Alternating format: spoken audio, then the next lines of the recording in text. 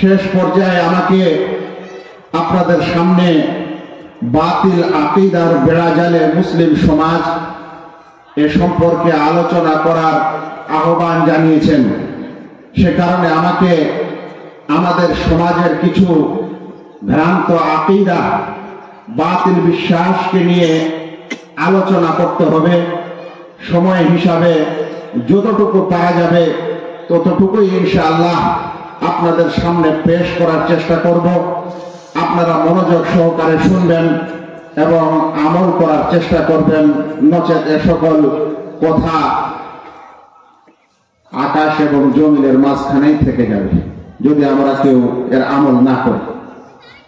ভাইরা, আকীদা শব্দটি শুনলে কিছু মানুষের 100 ডিগ্রি জ্বর চলে আসে। আকীদা কথাটি শুনলে কিছু মানুষের শরীরে অ্যালার্জি বেড়ে যায়। মনে হয় যে আমরা একটা নতুন কোন শরিয়ার বিধান আমদানি করেছি, আর না হলে আমরা তাদেরকে একটা নতুন বিষয় নিয়ে এসে তাদেরকে বিভ্রান্তি করার চেষ্টা করছি, এরকম কিছু মানুষের মনোভাব থাকে। কিন্তু মানুষ বুঝতে চায় না যে এই বিষয়টির গুরুত্ব কতখানি। স্বয়ং এটাও বুঝে না যে আকীদা শব্দটার অর্থটা কি, সেটাও মানতে চায় না। ভাই, আকীদা শব্দের সত্যিকারে আবিধানিক অর্থ হচ্ছে দৃঢ় বিশ্বাস। যে বিশ্বাসে কোনো সন্দেহ থাকে না, ওকে বলা হয় আকীদা। এর সমার্থবোধক শব্দ ঈমানও হতে পারে। মানে যখন আমরা বলছি আকীদা, বাতিল আকীদা, মানে মানুষের ঈমান বাতিল হয়ে গেছে, নষ্ট হয়ে গেছে, উড়ি পোকার মতো পোকা ধরেছে, সেগুলোকে একটু ঠিক করতে হবে। তো যেটা বলছিলাম যে আকীদা শব্দের অর্থটাও আমরা অনেকে বুঝি না। তো আকীদা শব্দের আবিধানিক অর্থ হচ্ছে দৃঢ় বিশ্বাস। আর আকীদা শব্দের একটা হিন্দুস্তানি অর্থ বলি আপনাদের। কেন বললাম হিন্দুস্তানি অর্থ জানেন? কারণ আজকালকে যত মিডিয়া আছে, সেটা সোশ্যাল মিডিয়া হোক এবং টেলিভিশনের চ্যানেলগুলো হোক, তারা আকীদা শব্দটি সংস্কৃত ভাষায় বা হিন্দি ভাষায় যখন বলছে, তখন বলছে আস্থা। हमारा इस पर आस्था है। हमारा इस पर आस्था है का मतलब क्या है? আমাদের এর উপর আস্থা আছে, মানে এর উপর দৃঢ় বিশ্বাস আছে।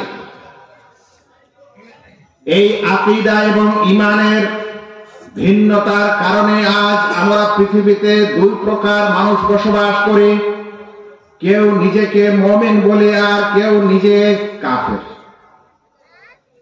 এই আকীদার কারণে আল্লাহ রাব্বুল আলামিন পৃথিবীতে নবী এবং রাসূলদের প্রেরণ করেছিলেন। নচেত সবারই যদি সব ধরনের আকীদা ও ঈমান ঠিকই থাকতো, তাহলে নবীদের আসার কোনো আর প্রয়োজন ছিল না। আকীদায় সে বিষয় যে কারণে আল্লাহ রাব্বুল আলামিন আখিরাতে হিসাব এবং নিকাশের ব্যবস্থা রেখেছেন। ওইটাতে দিবা হবে। যদি সত্যিকারে আকীদা ইত্যাদি যদি গোলমাল নাই হতো, তাহলে ভালো এবং মন্দ দুই ধরনের নেকি এবং বদিকে মাফ করার কোনো প্রয়োজন ছিল না। আকীদায় ওই বিষয় যে কারণে আল্লাহ রাব্বুল আলামিন জান্নাত এবং জাহান্নামের ব্যবস্থা করেছেন। যে মানুষদের আকীদা ও ঈমান শুদ্ধ হবে, তারাই একমাত্র জান্নাতে যাওয়ার হকদার হবে। আর যাদের আকীদা বিভ্রান্ত হয়ে যাবে, নবী এবং রাসূলদের আকীদা এবং ঈমানের মতো হবে না, তারা কখনোই জান্নাত লাভ করবে না। আপনি আকীদা ও বিশ্বাসকে নিয়ে আলোচনা শুনতে চাচ্ছেন। আজ একটি বড় মেলা ভারতবর্ষের বিশেষ এক স্থানে হয়ে যাচ্ছে। সেটা সোশ্যাল মিডিয়ায় আপনি দেখতেও পাচ্ছেন, বিভিন্ন চ্যানেলও আপনি দেখতে পাচ্ছেন। আপনাকে যদি সেই পানিতে একটি ডুব দিতে বলা হয়, আপনি বলবেন আমাকে অনেক নোংরা লাগছে, আমি এখানে ডুব দিতে পারি না। কারণ এখানে ডুব দিলে তো শরীর নোংরা হয়ে যাবে, ময়লা হয়ে যাবে, ব্যাকটেরিয়া ইত্যাদি আমাদেরকে প্রচুর গ্রাস করবে। কিন্তু সেখানে একজন মানুষকে দেখছেন যে সে খুব সুন্দর পোশাক পরিচ্ছদ এবং ভালো মানের সম্মানী ব্যক্তিত্ব, তারপরও সেখানে কয়েকবার ডুবকি মারছে। কিসের কারণে? কারণ ওনার আস্থা এবং ওনার আকীদা যে এখানে ডুব দিলে আমার গুনাহগুলি মাফ হতে পারে। কিন্তু আপনার এই আকীদা নেই, সে কারণে আপনাকে নোংরা লাগছে। বলেন তো, এই আকীদায় আপনাকে দুই ধরনের বিশ্বাসী এবং দুই ধরনের মানুষ তৈরি করলো নাকি? আল্লাহু আকবার। আকীদা বিশ্বাস আপনারা বুঝতে চাচ্ছেন না। মানুষকে 100 ডিগ্রি জ্বর আসে এই আকীদার কথা শুনলে। আল্লাহু আকবার। একদিন আমি রাস্তা দিয়ে হেঁটে চলেছি, সেটা অনেক বছর আগের কথা, পাটনায়। সকালবেলা, যেহেতু পাটনায় যে নদী আছে সেটাই তো সেই পাপ মোচনকারী নদীর মধ্যে পড়ে কিছু ভাইদের আস্থা অনুযায়ী। সকালবেলা আমি দেখছি হাঁটতে হাঁটতে যে পাটনা শহরের যতগুলা ড্রেনের মুখ আছে, ড্রেনের যাওয়ার পর যে মুখগুলো হয় সেগুলো সব ওই নদীতে দেওয়া আছে। আর মোটামুটি 50-100 ফিট পর্যন্ত পানিটা ঘোলা হয়ে আছে। মানে ড্রেন থেকে পানি পড়তে পড়তে পড়তে পড়ে পানিটা নোংরা হয়ে গেছে। কিন্তু আমি দেখলাম সেখানে এক ব্যক্তি সকালবেলা সে সুন্দর করে স্নান করলো, স্নান করার পর উপরে উঠলো, উঠার পর একটা ছোট পাকুড়ের গাছ ছিল, সেই পাকুড়ের গাছের নিচে একটা পাথরও ছিল, পাথরের উপর কিছু আরো জিনিস ছিল। সেই লোকটা নদীতে সুন্দর করে মানে আস্থার সাথে স্নান দিল, ডুব দিল, গোসল করার পর উঠলো, উঠার পর সেই গাছের নিচে ইত্যাদি পূজা পাঠ করে সেখান থেকে চলে গেল। যেই নদীকে দেখে আমি এতক্ষণে ভাবছিলাম যে এই নদীটা সম্পূর্ণ নোংরা, সেটাকে সে কিন্তু পুণ্যের নদী বিশ্বাস করে সবকিছু করে চলে গেল। পার্থক্য কোথায়? পার্থক্য এই অন্তরে একটা বিশ্বাসের সাথে। যে বিশ্বাস তাকে সেখানে গোসল করাতে নামায়, পবিত্র করে এবং সে মনে করে তার পাপ মাপ মোচন হয়, কিন্তু অন্য মানুষ সেখানকার পানি দিয়ে হয়তো নিজের হাত পা ধুতেও পছন্দ করে না।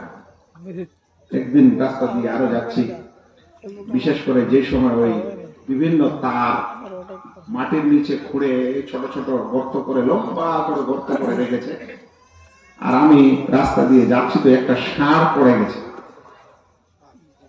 ছোট গর্ত হয় না, ড্রেন হয় না, সরকারি ড্রেন করে, তো ওখানে রাত্রিবেলা চলতে চলতে একটা ষাঁড় পড়ে গেছে।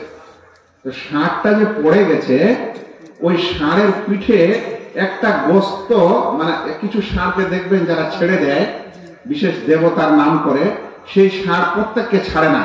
যেই ষাঁড়ের মধ্যে কিছু অলৌকিকতা পাওয়া যায়, মানে যেই গরুর বাচ্চার মধ্যে কিছু আলাদা ব্যতিক্রম ধর্মী কোন জিনিস পাওয়া যায়, দেখা গেল তার কান 3টা, কিংবা দেখা গেল তার পিঠের উপর একটা গোস্ত বেড়ে একটা জিহবার মতো নেমে আছে, তো ওরকম একটা ষাঁড় সেখানে এমন করে পড়েছে, পড়ে চিপে মারা গেছে। একজন মানুষ সে রাস্তা দিয়ে যেতে যেতে দেখে বলছে, হে ভগবান, এই হিল্লায় তোর মৌত ছিল।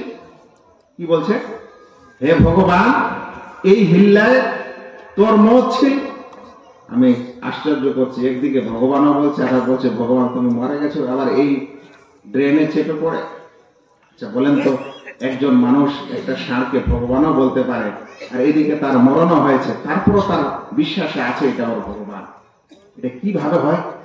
এটা এ কারণে হয় যে তার মধ্যে একটা আস্থা আছে, একটা দৃঢ় বিশ্বাস আছে, যে বিশ্বাসের কারণে সে একটা গরুকে এবং ষাঁড়কেও সে ভগবান মনে করে, যদিও আমাদের কাছে একটা পশু ছাড়া অন্য কিছুই না।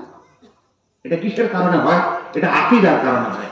ভাইরা, যদি আপনার আকীদা মজবুত না হয়, সুন্দর না হয়, কিতাব এবং সুন্নত অনুযায়ী না হয়, তাহলে আপনার বাড়ির চালে যদি একটা কাক ডাকে তো ভাববেন অমঙ্গল হবে।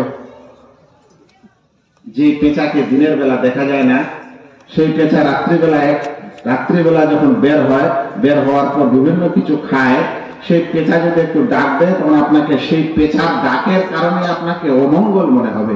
এটা কিসের কারণে হবে? যদি আপনার আকীদা বরবাদ থাকে, নষ্ট হয়ে থাকে। আকীদার কথা শুনতে চাচ্ছেন? আমি সৌদি আরবের একটি ঘটনা বলছি। একজন বাংলাদেশি মানুষের মৃত্যু হয়ে গেল। সে একটা হোটেল চালাচ্ছিল।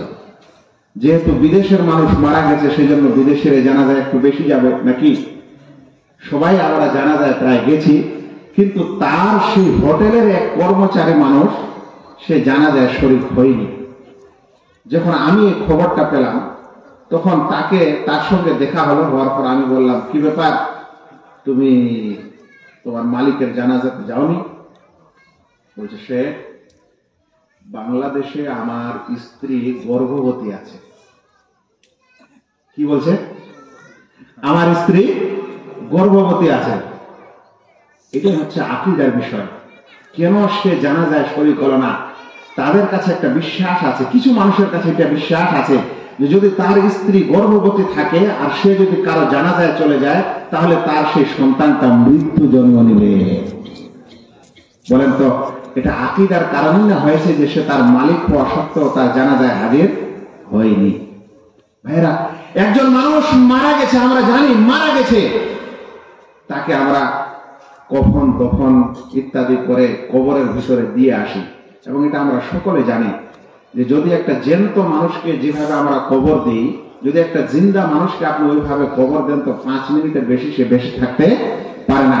কারণ অক্সিজেনও নেই, আলো নেই, বাতাসও নেই, সবকিছু মিলে সে 5 মিনিটের বেশি বেঁচে থাকতে পারবে না। এখন এরকম একজন মানুষকে যখন আমরা কবরে দিয়ে আসি, আমরা এটাও জানি যে যদি 24 ঘন্টার পরে কবরের কোনো একটি দিকে একটু আমরা খুঁড়ে একটু দেখার চেষ্টা করি, তাহলে এমন দুর্গন্ধ পাবো যে জীবনে ওখানে হয়তো দেখার চেষ্টা করবো না। আমরা এটাও জানি যে যদি 1 সপ্তাহ হয়ে যায় তারপরে আমরা ওটা খুঁড়তে যাই, তাহলে লাশের চেহারা তো চিনা যাবে না বটে, কিন্তু এমন কিছু পোকামাকড় সেখানে সৃষ্টি হবে যে পোকামাকড় গুলো দেখে হয়তো আপনার কোনোদিন ভাত খাওয়ার ইচ্ছা হবে না। কিন্তু ওই মানুষকে কি বলবেন যে এরকম কোন মানুষকে দফন করে দিয়েছে, দেওয়ার পর আবার সাথে সাথে তার কাছে নজরানা নিয়ে গেছে, তাকে গিয়ে সাজদা করছে, তার কাছে গিয়ে রুকু করছে, তাকে গিয়ে মান্ডা মতিচুর চড়াচ্ছে, সেই কবরে আবার চাদর দিচ্ছে, আবার সে বিশ্বাস করছে আমার এই ওলি এখন জিন্দা হয়ে গেছে, দুনিয়াতে যেরকম জিন্দা ছিল তার চেয়ে বেশি ভালো জিন্দা হয়েছে। সেজন্য এখন দুনিয়াতে যে মানুষ তার অনেক কিছু শুনতে পেত না, অনেক কিছু দিতে পারতো না, এখন সে সবকিছুই দিতে পারে। এটা কিসের কারণে হয়েছে? এটা এই আকীদার কারণে হয়েছে। এখন আমাকে বলেন, এতক্ষণে আমি অনেকগুলো আকীদার বর্ণনা দিলাম, এই সব আকীদাই কি সঠিক? বলেন তো, সব আকীদাই কি সঠিক?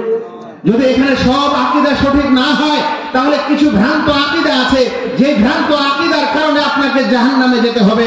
এবার মুসলিম ভাই এবং যুবক এবং মা ও বোনেরা যে যেখান থেকে আলোচনা শুনছেন, আপনি বলেন আপনার আকীদা শুদ্ধ করার প্রয়োজন আছে কি নেই? তাহলে যখন আমরা আকীদার আলোচনা করতে আসি, তখন কিছু মানুষের 100 ডিগ্রি জ্বর কেন আসবে? তাহলে যদি আপনার চলেই আসে, তাহলে আমার কিছু করার নেই। কিন্তু ইসলামের এমন একটি বড় এবং সুন্দর বিষয়ের সম্পর্কে আলোচনা ইনশাআল্লাহ আমাকে করতেই হবে।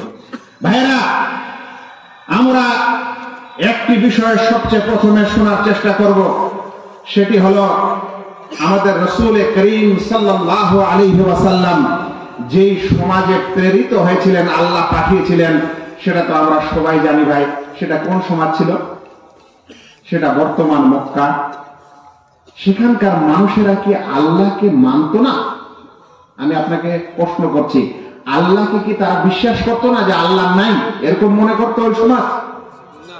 আর আল্লাহ রাসূল সাল্লাল্লাহু আলাইহি ওয়াসাল্লাম এসেছিলেন যে হে মক্কাবাসীর লোকেরা, তোমরা আল্লাহকে মানো, আল্লাহকে স্বীকার করো, এই কথা বোঝাতে এসেছিলেন না।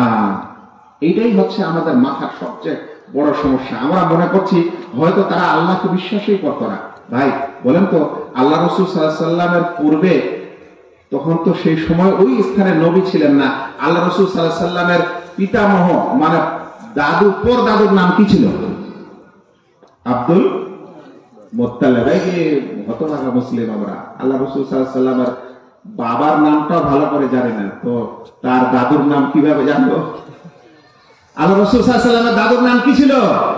Abdul Muttalib. বলেন তো আল্লাহ রাসূল সাল্লাল্লাহু আলাইহি ওয়াসাল্লামের চাচার নাম কি ছিল? আবু তালেব। বলেন তো আল্লাহ রাসূল সাল্লাল্লাহু আলাইহি ওয়াসাল্লামের বাবার নিজের বাবার নাম কি ছিল? আব্দুল্লাহ। বলেন তো আল্লাহ রাসূল সাল্লাল্লাহু আলাইহি ওয়াসাল্লামের মায়ের নাম কি ছিল? আমিনা। বলেন তো আল্লাহ রাসূল সাল্লাল্লাহু আলাইহি ওয়াসাল্লাম যেই মায়ের কাছে দুধ পান করেছিলেন, দুধ মা, তার নাম কি ছিল? হালিমা। বলেন তো এগুলো সব মুসলিমের নাম না মুসলিমের নাম? ব্যাপার খারাপ। তাহলে তো মুসলমান ছিলেন, তাহলে তো মুসলিম ছিলেন। আরে আব্দুল্লাহ এত সুন্দর নাম, এখন সমস্যা কি? তাহলে রাসূল সাল্লাল্লাহু আলাইহি ওয়াসাল্লাম তাদেরকে কি বোঝাতে এসেছিলেন? কি দরকার ছিল? সমাজের এমন কি প্রয়োজনটা ছিল যে কারণে রাসূল করিম সাল্লাল্লাহু আলাইহি ওয়াসাল্লাম এসেছিলেন? আব্দুল্লাহ মানে হচ্ছে আল্লাহর গোলাম, আল্লাহর বান্দা। তার মানে সেই যুগের মানুষেরা এবং সেই সমাজের মানুষেরা আব্দুল মুত্তালিব আর আমিনা এই সকল নাম মুসলিমের, তার মানে তারা আল্লাহ রাব্বুল আলামিনকে বিশ্বাস করতেন।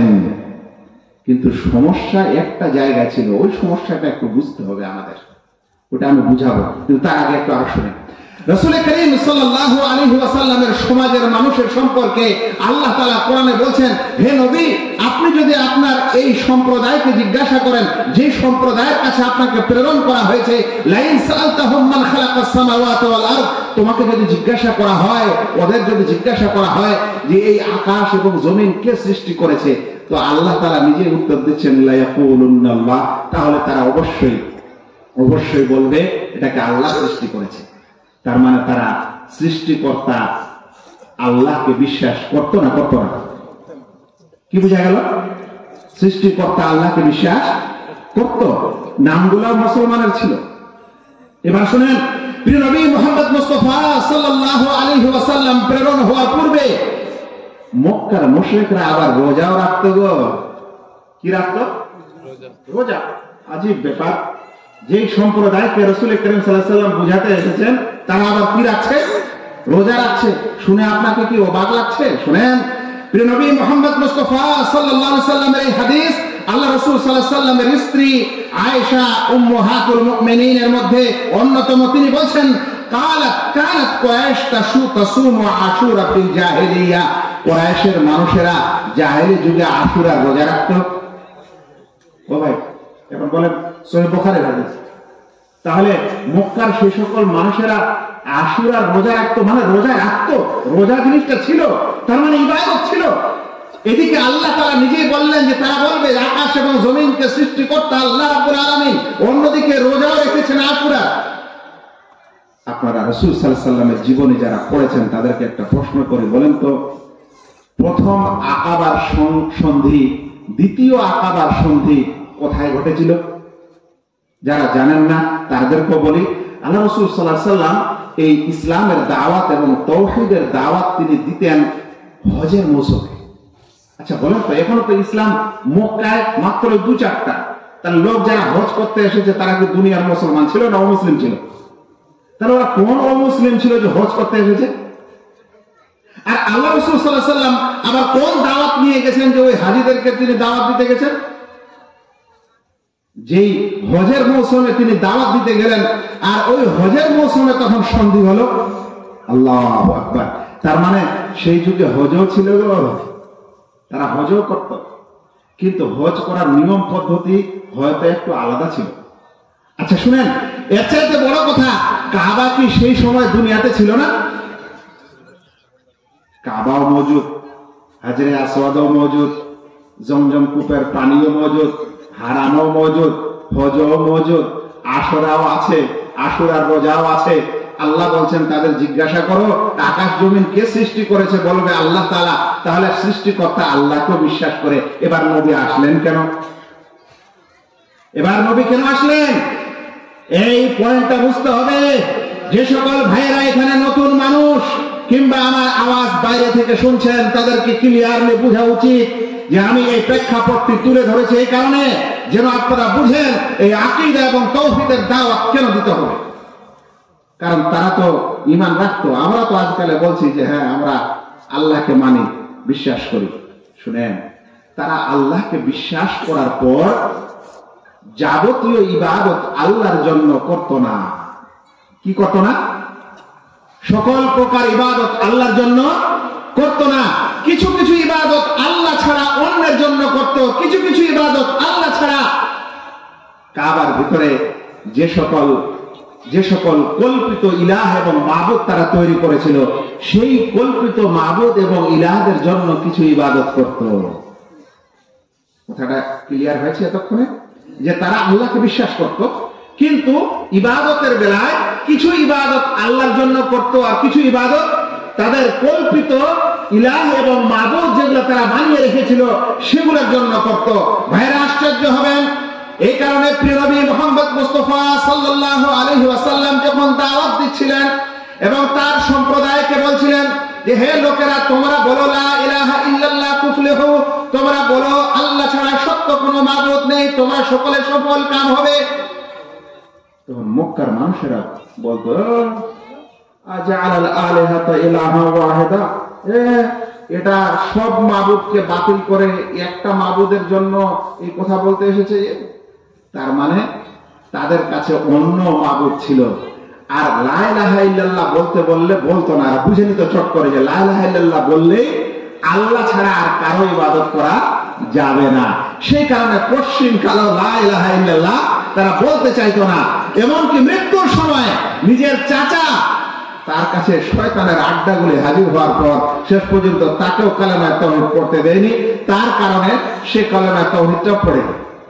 আচ্ছা বলেন তো, আজকালকার মুসলমান আর সেই যুগের মুসলমানের মধ্যে পার্থক্যটা কি জানেন?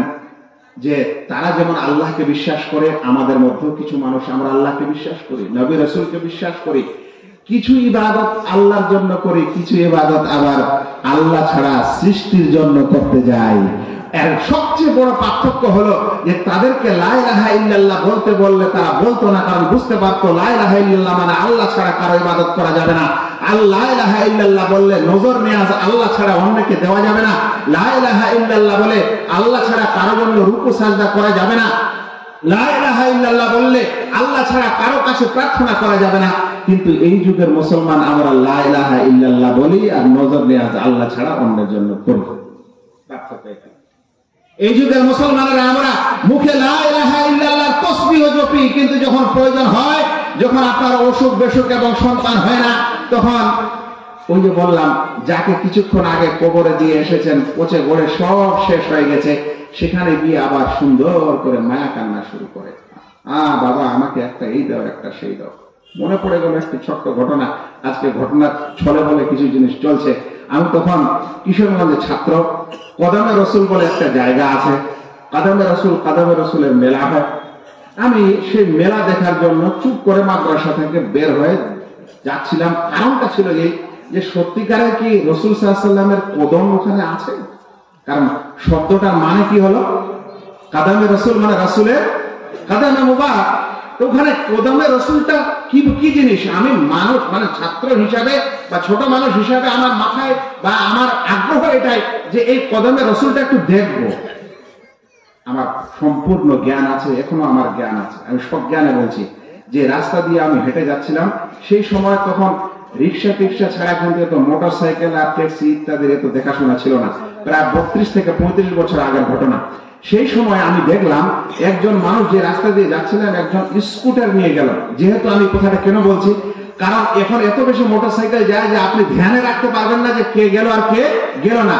অতগুলো মানুষের মধ্যে যখন একজন স্কুটার নিয়ে গেল, তখন আমার এটা এখনো মনে আছে যে ওই স্কুটারওয়ালা লোকটাকে আমি দেখলাম যে সে এই রাস্তা দিয়ে গেল।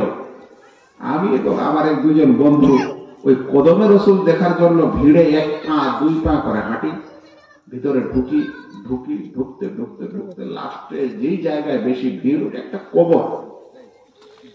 একে উপরকে আমরা দেখি দুইজনকে, আমি কদম করে আছে তো কবর, কদমে রসুল তো নেই। এই দেখতে দেখতে ওই সময় আমি ওই মোটরসাইকেলওয়ালা যে স্কুটারে চেপে যাচ্ছিল তাকে দেখলাম, ও ওই কবরের কাছে এসে মাঝখানে একটা সাজদা দিয়ে থেকে গেল। আমি কিন্তু লোকটাকে লক্ষ্য করছি। কিছুক্ষণের মধ্যে আমি দেখছি লোকটা ফুস ফুস করে কাঁদছে, এবং কাঁদার কারণে যে শরীরের নিঃশ্বাস প্রশ্বাসটা বাড়ে, যে ঝুঁকে, সেই নিঃশ্বাস প্রশ্বাসও বেড়ে যাচ্ছে এবং ঝুঁকছেও কাঁদছে। আল্লাহু আকবার! হয়তো এই মানুষ জীবনে কোনোদিন আল্লাহ রাব্বুল আলামিনের ঘরে ঢুকে কোনোদিন এরকম কাঁদেনি, এতখানি কাকুতি মিনতি সহকারে কারো কাছে আর যে জানায়নি। আজ এক কবরবাসীর কাছে এসে সে এরকম করে ঢুকরে ঢুকরে কেঁদে ফেলছে। বলেন তো, এখানে আল্লাহ রাব্বুল আলামিনের কাছ ছাড়া অন্যের কাছে সে প্রার্থনা করতে আসেনি। আল্লাহ তাআলার জন্য যতখানি সে প্রার্থনা করেনি, যতখানি কায়মনোভাবে আল্লাহর কাছে দোয়া করেনি, যতখানি কেঁদে কেটে আল্লাহর জন্য দোয়া করেনি, তার চেয়ে অনেক বেশি কাঁদা কাটা আজ কবরের সামনে চলছে। বলেন তো, এটা কি আল্লাহ রাব্বুল আলামিন কে ক্রোধ দিবে না? আল্লাহ রাব্বুল আলামিনের কি রাগ এর কারণে হবে না? যে বান্দাকে আমি সৃষ্টি করেছি, যে বান্দা আমার মুখাপেক্ষী, আজ তারই কাছে মানুষেরা সিজদা করছে আর আমাকে ছেড়ে দিয়েছে। অথচ আল্লাহ রাব্বুল আলামিন রাতের 1/3 নেমে আসেন এই দুনিয়াবি আকাশে এবং বলেন যে কে আছে আমার কাছে চায়, কে আছে আমার কাছে প্রার্থনা করে, কে আছে আমার কাছে অমুক চায় তমুক চায়। গোটা জীবন মুসলিম সমাজ আমরা পড়ে গেলাম ইয়াকা না'বুদু ওয়া ইয়াকা নাস্তাঈন, হে আল্লাহ আমি একমাত্র তোমারই ইবাদত করি, মানে তোমার ইবাদত করি, অন্যের ইবাদত করি না। হে আল্লাহ আমি তোমার কাছে সাহায্য চাই, অন্যের কাছে সাহায্য চাই না।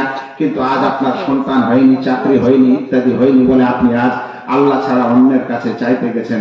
আপনি কিভাবে মুসলিম হতে পারেন? আপনি কিভাবে কোরআন মানতে পারেন? আপনি কিভাবে লা ইলাহা ইল্লাল্লাহ বলনেওয়ালা লোক হতে পারেন? ভাইরা এখন বলেন, আকীদার শুদ্ধ করার প্রয়োজন আছে কি নেই? আকীদা শুদ্ধ করার প্রয়োজন আছে কি নাই? ভাই সকল, আল্লাহু আকবার। যে বিষয় নিয়ে আজ আমি আপনার কাছে দাঁড়িয়েছিলাম তার ভূমিকাটা খুব কম করে এখানে শেষ হলো। এখন আমি জানি না আমার কাছে এখন আছে সময় কতটা। ভাইরা খুব বেশি সময় নেই, তবে এক দুটি বিষয় আরো বুঝাই দিই।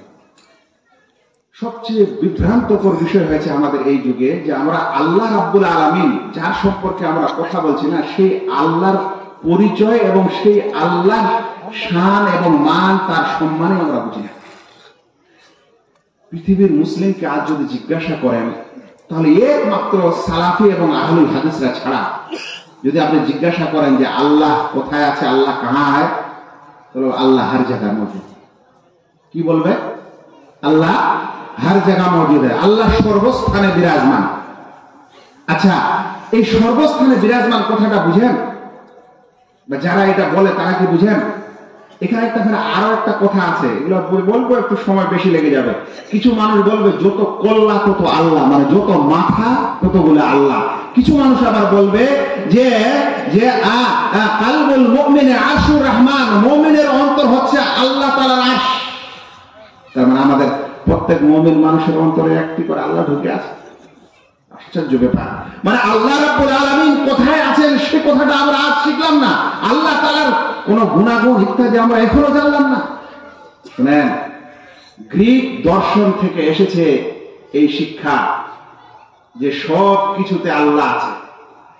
আপনারা যারা মোটামুটি ইতিহাস এবং বিশেষ করে যুক্তিবাদী এবং দার্শনিকদের তথ্য ইত্যাদি পড়েন তারা জানবেন একটি পরিভাষা আছে যার নাম হচ্ছে সর্বেশ্বরবাদ। কি নাম?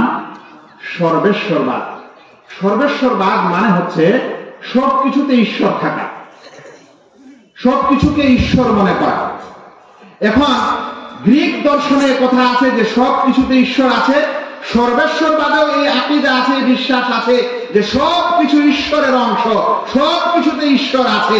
এই জন্য ঈশ্বরকে দেখা যায় না, ঈশ্বরকে কেউ দেখেনি, কারণ ঈশ্বর সবার মাঝে বিরাজমান।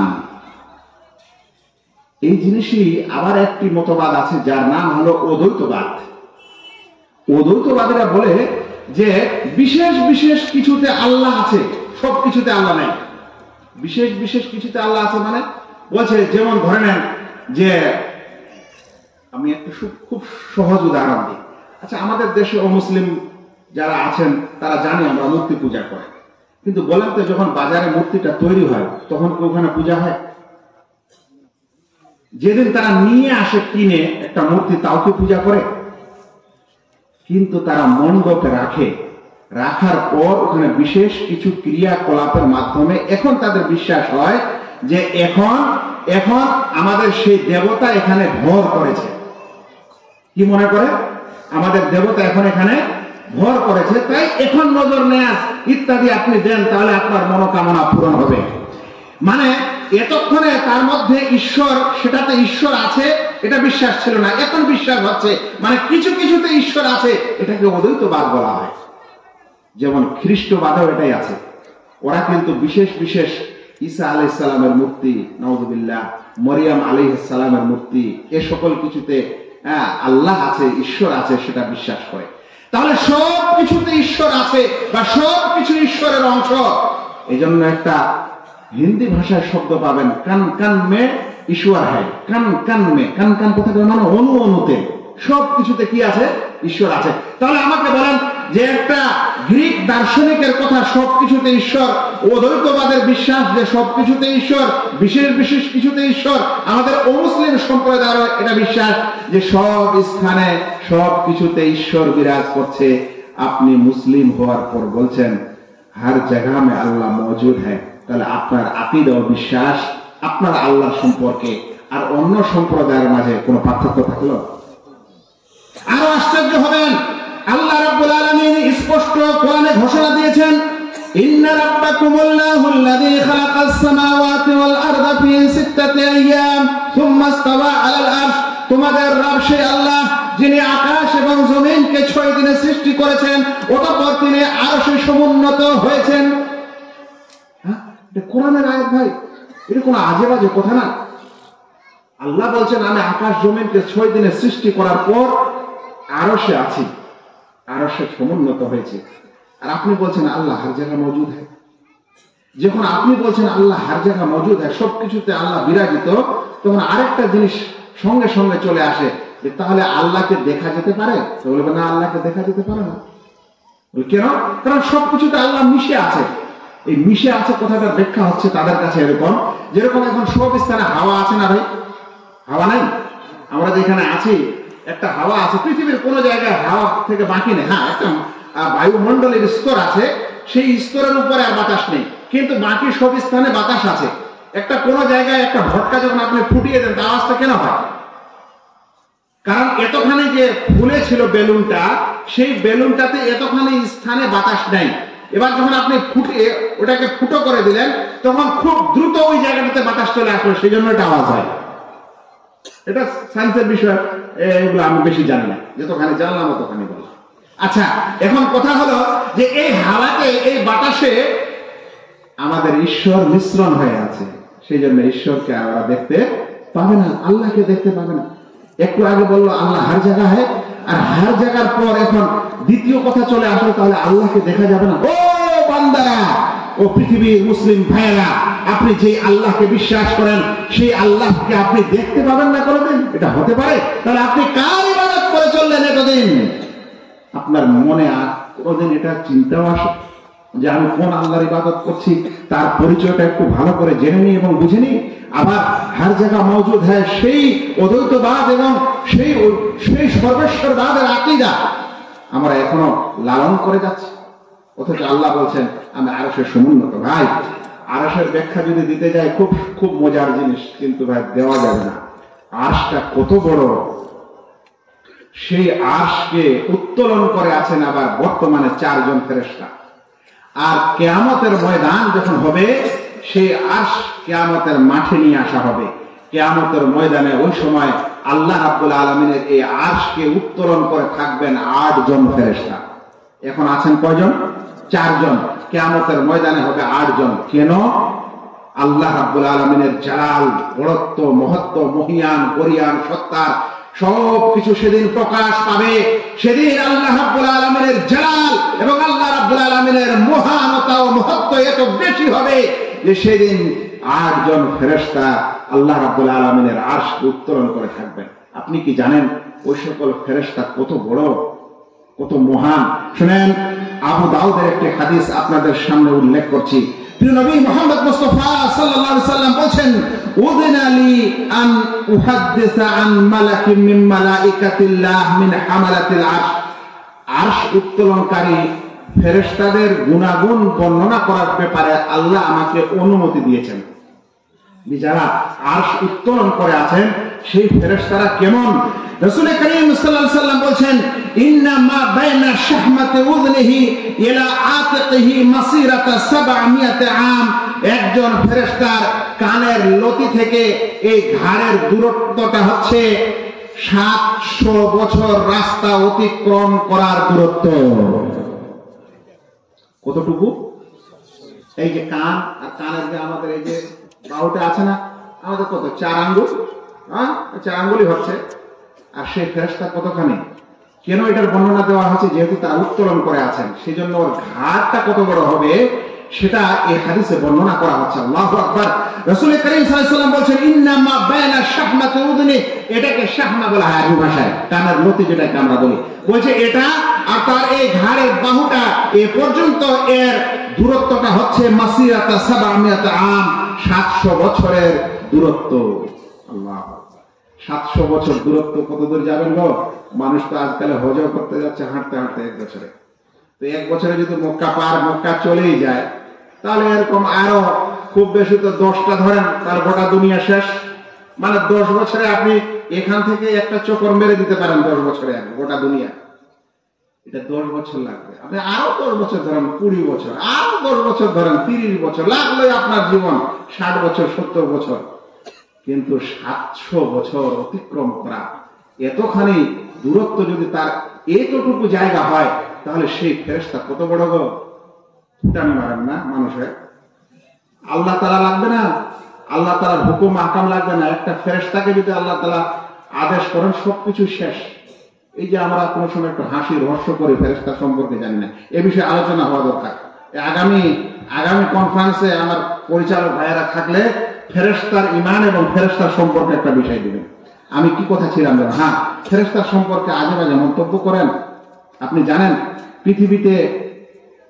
পৃথিবীতে সেকেন্ডকে আপনি যত কম ভাগে ভাগ করেন না কেন, কতগুলো মানুষ মারা যায়? বা ধরেন 1 সেকেন্ডে পৃথিবীতে কত মানুষ মারা যায় বলেন তো?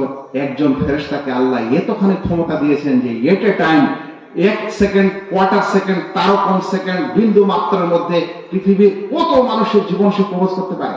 আপনি পারবেন? আল্লাহু আকবার। এই জন্য রাসূল করিম সাল্লাল্লাহু আলাইহি ওয়াসাল্লাম যখন হিজরত করে ফিরছিলেন, আর তায়েফ বাসীরা যখন তাকে রক্তাক্ত করে দিয়েছিল, রাস্তার মাঝে এসে তিনি একটু আরাম করছিলেন। ওই আরামের সময় পাহাড়ের ফেরেশতা আল্লাহ রাব্বুল আলামিন পাঠিয়েছিলেন। আল্লাহ রাসূল সাল্লাল্লাহু আলাইহি ওয়াসাল্লামকে বলছিলেন, আপনি যদি চান তাহলে এই যে 2 পাহাড় 2 দিকে দেখা যাচ্ছে, এই দুটিকে তুলে আমি করতালি মেরে দেব আর এদেরকে ধ্বংস করে পৃথিবীতে শেষ করে দেব। কিন্তু আল্লাহ রাসূল সাল্লাল্লাহু আলাইহি ওয়াসাল্লাম দয়ার নবী বলছিলেন, না না, হতে পারে ভবিষ্যতে এদের মধ্যে কেউ ঈমান আনবে, আল্লাহ রাব্বুল আলামিনের ইবাদত করবে, তুমি এদেরকে ধ্বংস করো না, আমাকে মেরেছে। আল্লাহু আকবার।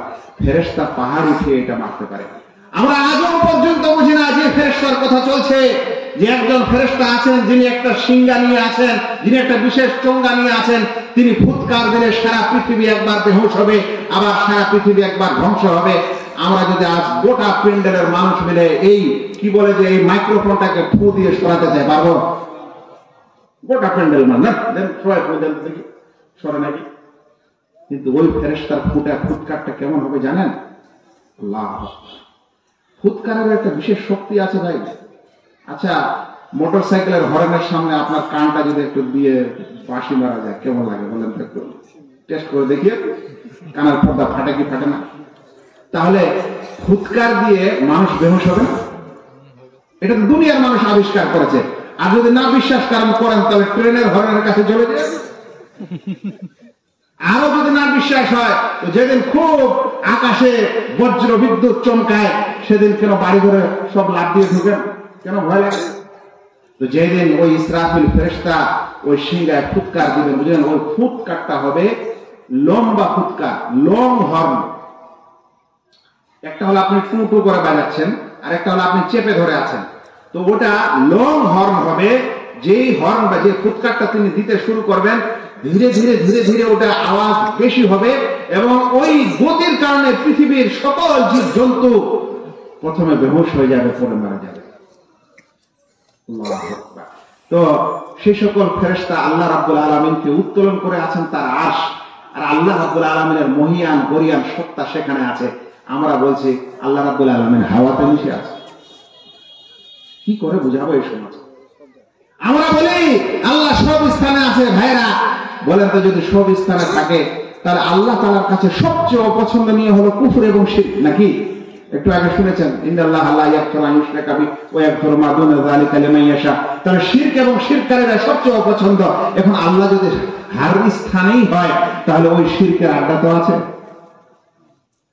হ্যাঁ, তাহলে ওই নোংরা জায়গা, পেশাব পায়খানার স্থানে আল্লাহ রাব্বুল আলামিন আছে। নাউযুবিল্লাহ, সেখানকার আবহাওয়া, দুর্গন্ধ আবহাওয়া তো আল্লাহ তাআলা মিশে আছেন।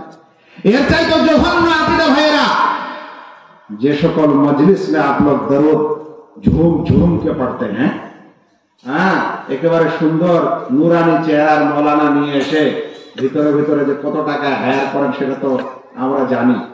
বিনা টাকায় নিয়ে আসেন তো দেখি আপনার নুরানি চেহারা ঝুম নেওয়ালা ইনসান। এখন নিয়ে আসলেন বাড়িতে, নিয়ে আসার পর এখন খুব দরুদ করে পাঠ করার পর তখন বলছেন, নবী সাল্লাল্লাহু আলাইহি ওয়াসাল্লামের শান বর্ণনা করতে গিয়ে বলছে যে আগার अल्लाह के रसूल सल्लल्लाहु अलैहि वसल्लम नहीं होते तो अल्लाह ताला दुनिया नहीं पैदा करते। एकदम दिलो जुले की बोलो, अगर अल्लाह के रसूल नहीं होते तो अल्लाह ताला दुनिया पैदा नहीं करते। उठे करते करते शेष पर्यंत अल्लाह के नूर से प्यारे नबी हबीब मुस्तफा सल्लल्लाहु अलैहि वसल्लम को बनाया गया। हाँ, अल्लाह नूरे काके बनाना হয়েছে बोलছেন যে नबी मोहम्मद सल्लल्लाहु अलैहि वसल्लम के, তারপরে বলছেন और नबी के नूर से तमाम चीजों को पैदा किया गया। তাহলে আল্লাহর নূরের অংশ কে হলো? আমাদের নবী সাল্লাল্লাহু আলাইহি ওয়াসাল্লাম। আর নবী সাল্লাল্লাহু আলাইহি ওয়াসাল্লামের অংশ থেকে গোটা দুনিয়া হলে এই দুনিয়ার আকাশ বাতাস পৃথিবীতে যা কিছু আছে মানুষ জীবজন্তু, এটা কার নূর হলো? রাসূল সাল্লাল্লাহু আলাইহি ওয়াসাল্লামের নূর হলো। আচ্ছা, তাহলে এখন আমরা যত দুনিয়াতে মানুষ আছে সবাই আমরা রাসূল সাল্লাল্লাহু আলাইহি ওয়াসাল্লামের নূর।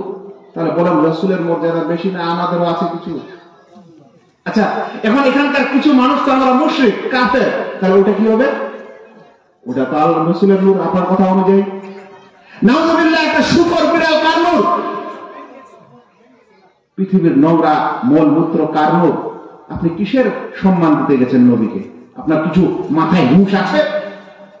আপনি যে বক্তব্য তুলেছেন, যে লজিক তুলেছেন, যে লজিকের পিছনে কোরআনের কোন স্পষ্ট আয়াত নেই, কোন সহিহ হাদিস নেই, সেই লজিক নিয়ে আপনি মানুষকে গুমরাহ করছেন এবং বলছেন আল্লাহর নূরে নবী মুহাম্মদ সাল্লাল্লাহু আলাইহি ওয়াসাল্লাম তৈরি, আর নবী মুহাম্মদ সাল্লাল্লাহু আলাইহি ওয়াসাল্লামের নূরে সারা বিশ্ব তৈরি। তাহলে সারা বিশ্বের মধ্যে মুনাফিকও আছে, মুশরিকও আছে, চোর আছে, ডাকাত আছে এবং জেনাকারী বেবিচারী আছে, সেগুলো রাসূল সাল্লাল্লাহু আলাইহি ওয়াসাল্লামের নূর।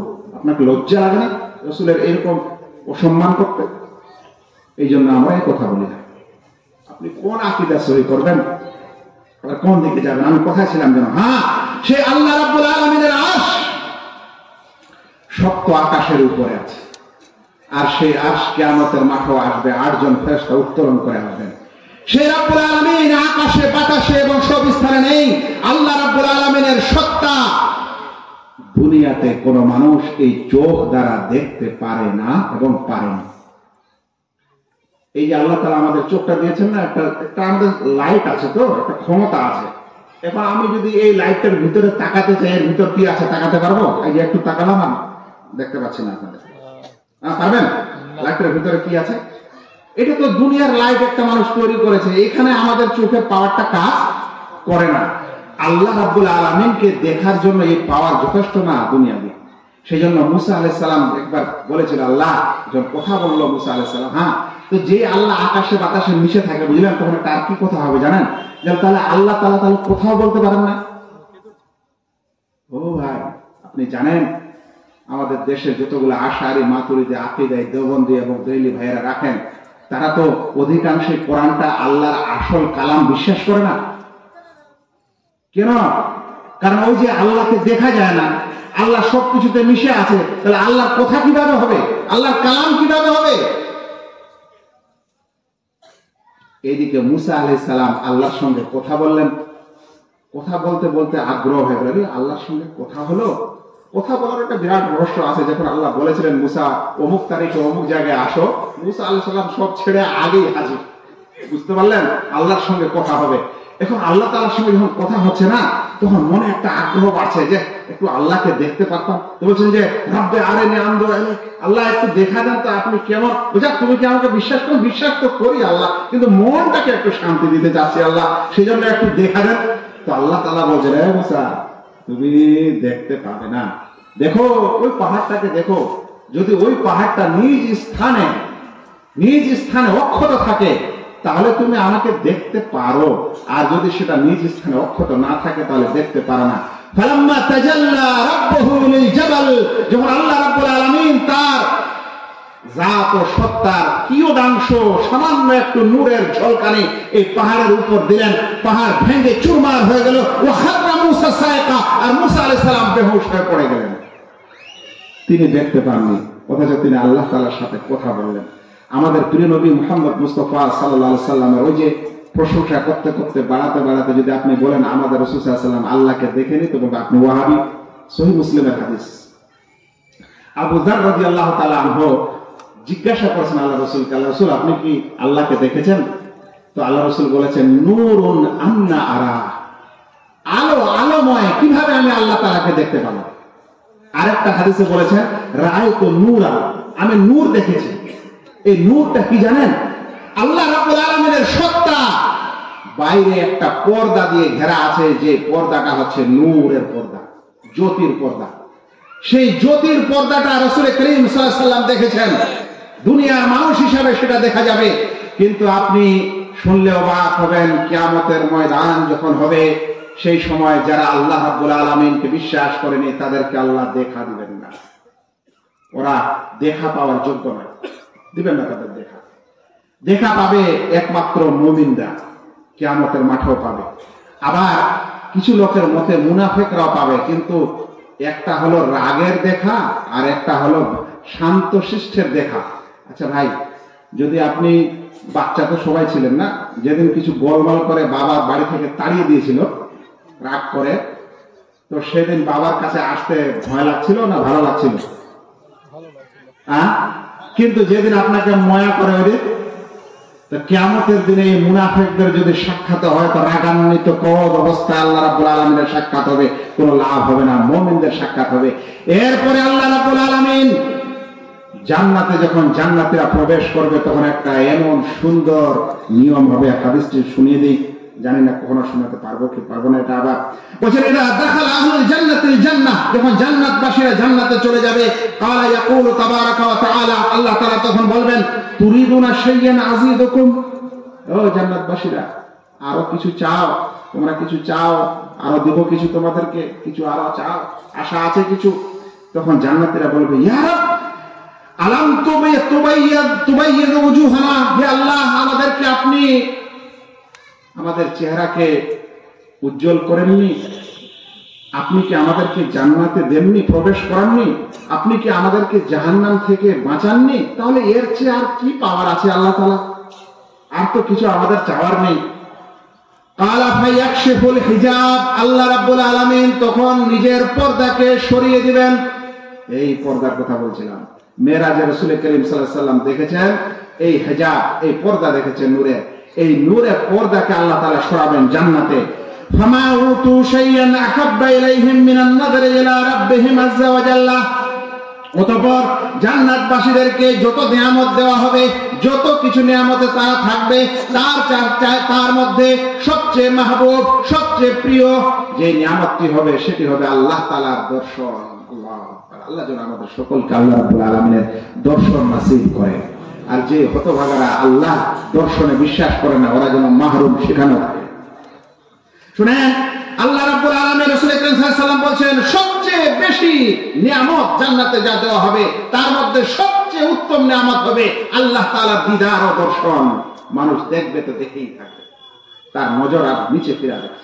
তারপরে রাসূল করিম সাল্লাল্লাহু আলাইহি ওয়াসাল্লাম একটি আয়াত তেলাওয়াত করেন, লিল্লাযিনা আহসানু ওয়াল হুসনা ওয়া জিয়াদা, যারা ভালো কাজ করেছে তাদের জন্য আল্লাহ তাআলা ভালো রেখেছেন এবং অতিরিক্ত রেখেছেন। এই অতিরিক্ত কথাটির তাফসিরে সালাফরা বলছেন, অতিরিক্ত মানে হচ্ছে আল্লাহ রাব্বুল আলামিনের দিদার, আল্লাহ তাআলার দর্শন। ভাইরা, আলোচনা আমি শেষ দিকে একটি লাস্ট আয়াত বলে কথাটি শেষ করি, যে আল্লাহ রাব্বুল আলামিনের, আমি আকীদার বিভিন্ন সামাজিক কথা বলতে যাচ্ছিলাম, বুঝলেন, আমার বলো সময় শেষ, ওইদিকে যাওয়াই হলো না, ছিটাফোটা কিছু শুধু পড়লো। একটা লাস্ট আয়াত পড়ে আলোচনা শেষ করে, একটু আয়াতটার অর্থটা সুন্দর করে শুনেন। আল্লাহ তাআলা বলছেন, ওয়াল্লাযীনা তাদউনা মিন দুনি, যারা আল্লাহ ছাড়া অন্যের কাছে দোয়া করে, কথাটা সুন্দর করে শুনেন, কত আল্লাহ তাআলা সুন্দরভাবে আমাদের বুঝিয়েছেন।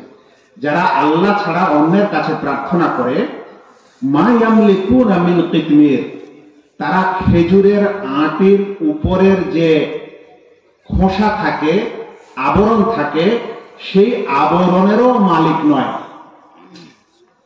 একটা হচ্ছে কিতমির, আর একটা হচ্ছে ফাতিল, আর একটা হচ্ছে নাকির, তিনটি শব্দ আছে। একটা খেজুর যদি আপনি ছিলেন, তাহলে খেজুরের উপরটা যখন ছিলে নেবেন না, তখন একটা পর্দা পাবেন সাদা, ওই যে রসুনের ছিলকার মতো, ওটাকে বলা হয় আরবি ভাষায় কিতমির। আর খেজুরের যেটা নাভি হবে মাঝখান মিডিল, ওখানে দেখবেন একটা ফিতার মতো জিনিস বানানো আছে নাভির মতো, ওটাকে বলা হয় ফাতিলা। আর ওই ফিতাটা যদি টেনে তুলেন তাহলে দেখবেন ওখানে একটা বিন্দু মাত্র, বিন্দুর মতো একটা আলামত থাকবে, একটা চিহ্ন থাকবে, ওটাকে বলা হয় নাকির। আল্লাহ রাব্বুল আলামিন এই তিনটি কথাই বলেছেন কোরআনে, যে যারা আল্লাহ ছাড়া অন্যকে আহ্বান করে, তার কাছে প্রার্থনা করে, সেই মানুষ এই খেজুরের কিতমিরেরও মালিক না, এই ফাতিলেরও মালিক না, আর এই বিন্দু মাত্রের চিহ্নেরও মালিক না।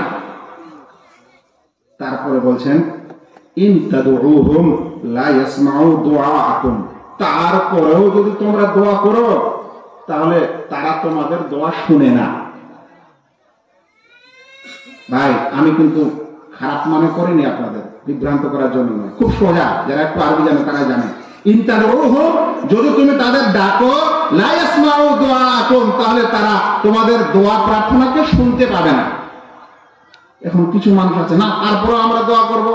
আল্লাহ বলছেন তার আগে জানেন আল্লাহ তাআলা আমাদেরকে যে আমার বান্দারা এরা আরো খানিক কথা বলবেই, তো শেষ পর্যন্ত আল্লাহ ওইটাও তুলে ধরছেন, বলছেন ওয়ালাউ সামিউ মাস্তাজাবু লাকুম, আর যদি তারা শুনেও নেয়, তর্কের খাতিরে আমি ধরে নিলাম, আল্লাহ বলছেন যে যদি ওরা শুনেও নেয়, মাস্তাজাবু লাকুম, তাহলে তোমাদের সেই প্রার্থনার কোনো রেজাল্ট দিতে পারবে না। তুমি যদি প্রার্থনা করো, প্রথমত কিছু মালিক না, এরপরে যদি বলো না মালিক আছে, কিছু একটু দোয়া করি, তাহলে বলছেন তার দোয়া শুনবে না। বলছে যদি না শুনে, আর হ্যাঁ যদি শুনেও নেয় ধরে নিলাম, তাহলে দেওয়ার ক্ষমতা রাখে না। ওয়া ইয়াউমাল কিয়ামাহ ইয়াকফুরুনা বিশিরকিকুম, আর কিয়ামতের দিনে এই যে তোমরা যাদেরকে ডাকলে, এরা তোমাদের এই শিরককে অস্বীকার করবে। আচ্ছা, কথা হচ্ছিল দোয়া, তাই না? আর আল্লাহ বলছেন কিয়ামতের দিনে তোমাদের এই শিরককে অস্বীকার করবে। তার মানে যারা আল্লাহ ছাড়া অন্যের কাছে প্রার্থনা করে, দোয়া করে, ওটা শিরক। এই জন্য আল্লাহ তাআলা বলছেন কিয়ামতের দিনে তোমাদের এই শিরকগুলির সেই লোকেরা অস্বীকার করবে না। ওরা বলবে আমি তো এদেরকে আমার কাছে দোয়া করতে বলিনি, তারপরে ওরা করেছে। আল্লাহ বলছেন ওয়ালা ইউনাব্বিউকা মিথলু খাবীর, আর সত্যিকারের সংবাদদাতার মতো কেউ তোমাকে সংবাদ দিতে পারে না। সেজন্য ভাইয়েরা, মুসলিম সমাজের মানুষেরা আল্লাহ তাআলাকে আল্লাহ বলে বিশ্বাস করেছেন।